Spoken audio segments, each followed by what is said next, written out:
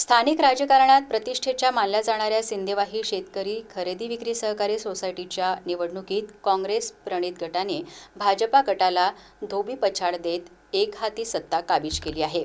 आमदार विजय वडेट्टीवार यांच्या नेतृत्वाखालील काँग्रेस पुरस्कृत पॅनलने 13 पैकी 12 जागांवर दणदणीत विजय मिळवून विरोधकांचा सुपडा साफ केला। या निवडणुकीच्या रणधुमाळीत काँग्रेसच्या रणनीतीपुढे भाजपचा निभाव लागला नाही।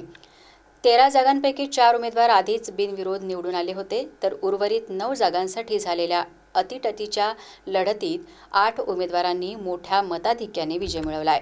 दुसरीकडे भाजपला केवळ एका जागेवर समाधान मानावे लागले, तिथेही त्यांचा उमेदवार अवघ्या एका मताच्या निसटत्या फरकाने विजयी झालाय।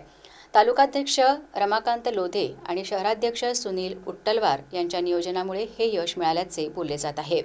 निकाल जाहीर होताच काँग्रेस कार्यकर्त्यांनी सिंदेवाही शहरात गुलालाची उधळण आणि फटाक्यांची आतिषबाजी करत जल्लोष साजरा केला।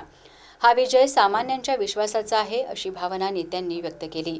या निकालामुळे आगामी स्थानिक स्वराज्य संस्थांच्या निवडणुकांसाठी काँग्रेस कार्यकर्त्यांमध्ये नवचैतन्य निर्माण झाले आहे।